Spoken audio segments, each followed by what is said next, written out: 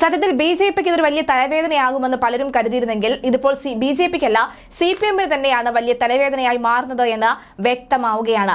എന്തായാലും നിലവിലെ സാഹചര്യത്തിൽ ബി.ജെ.പിയുടെ തലവേദനകൾ ഓരോന്നായി കൂടുന്നില്ല, മറിച്ച് ബി.ജെ.പി കൃത്യമായ ഒരു അന്വേഷണം നടത്താൻ പോകുന്നു എന്ന് വ്യക്തമാവുകയാണ്.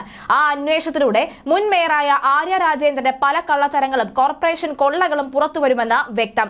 ഓഫീസിനെ ചൊല്ലി വട്ടിയൂർക്കാവ് MLA VK പ്രശാന്തും ശാസ്തമംഗലം കൌൺസിലർ R ശ്രീലേഖയും തമ്മിലുണ്ടായ തർക്കം ആയുധമാക്കി CPM-നെ നേരിടാൻ ബി.ജെ.പിയുടെ വമ്പൻ നീക്കം. തിരുവനന്തപുരം കോർപ്പറേഷന്റെ കെട്ടിടങ്ങൾ സ്വകാര്യ വ്യക്തികൾക്ക് വാടകയ്ക്ക് നൽകുന്നതിൽ വൻ ക്രമക്കേട് നടന്നിട്ടുണ്ട് എന്ന വാദം ഉയർത്തി വിഷയം CPM-നെതിരെ തിരിച്ചുവിടാനാണ് തിരുവനന്തപുരത്തെ പുതിയ കോർപ്പറേഷൻ ഭരണസമിതിയുടെ നീക്കം നടക്കുന്നത്.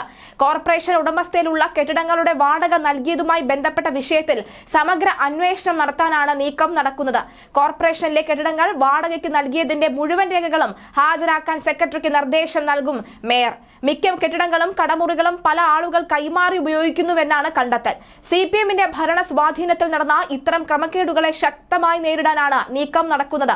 ഉയർന്ന തുകകളാണ് ഇത്തരം കൈമാറ്റം നടന്നിട്ടുള്ളതെന്നും യഥാർത്ഥ വാടകക്കാരല്ല ഇവ ഇപ്പോൾ ഉപയോഗിക്കുന്നത് എന്നും കണ്ടെത്തിയിട്ടുണ്ട്. കഴിഞ്ഞ ധനകാര്യ സ്റ്റാൻഡിംഗ് കമ്മിറ്റിയിൽ ബി.ജെ.പി ആയിരുന്നു മേധാവിത്വം. അക്കാലത്ത് തന്നെ ക്രമക്കേട് ബോധ്യപ്പെട്ടിരുന്നുവെന്നാണ് ബി.ജെ.പി നേതാക്കൾ വ്യക്തമാക്കുന്നത്. പല വാണിജ്യ സ്ഥാപനങ്ങളും തലമുറകൾ കൈമാറിയെന്നും കണ്ടെത്തിയിട്ടുണ്ട്. അനധികൃത കൈമാറ്റം എല്ലാം തിരിച്ചുപിടിക്കാനാണ് കോർപ്പറേഷന്റെ തീരുമാനം. മാസത്തിൽ 250 രൂപ വാടകയ്ക്ക് വരെ കടകൾ കൈമാറിയിട്ടുണ്ട്. ഇവയെല്ലാം വൻ തുകയ്ക്ക് മറിച്ചു നൽകി ലക്ഷങ്ങൾ സമ്പാദിക്കുന്നുവെന്നാണ് കണ്ടെത്തൽ. കുറഞ്ഞ വാടകയ്ക്ക് നൽകിയിട്ടുണ്ടെങ്കിലും അതിന്റെ മാനദണ്ഡം എന്താണ് എന്ന് സെക്രട്ടറി വ്യക്തമാക്കണമെന്നാണ് പുതിയ ഭരണസമിതിയുടെ ആവശ്യം.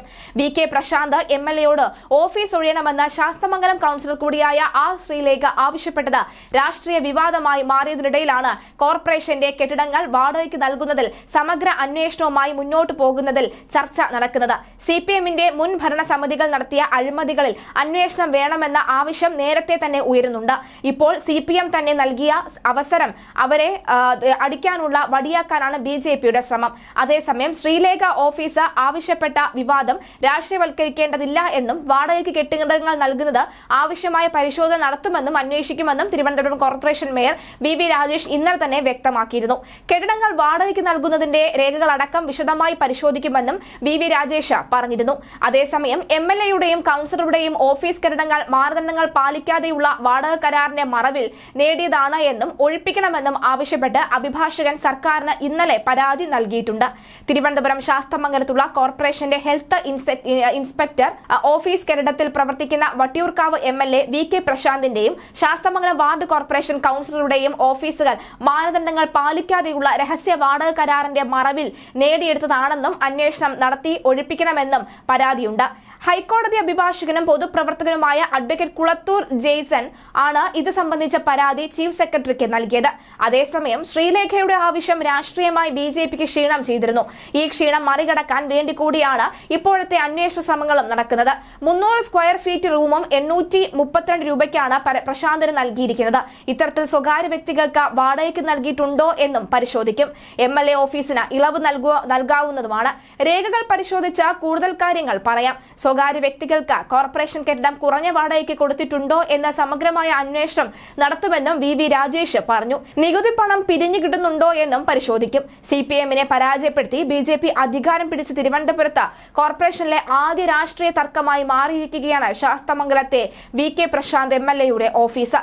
കോർപ്പറേഷനാണ് കെട്ടിടത്തിന്റെ അവകാശമെന്നും കൌൺസിലറുടെ ഓഫീസ് പ്രവർത്തിക്കേണ്ട സ്ഥലമാണെന്നും R ശ്രീലേഖ പറഞ്ഞു.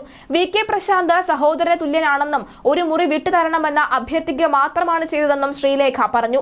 യാചന സ്വരത്തിലാണ് താൻ സംസാരിച്ചത്. തനിക്ക് ഓഫീസ് ഇല്ല എന്ന് MLA അറിയിക്കുകയായിരുന്നു.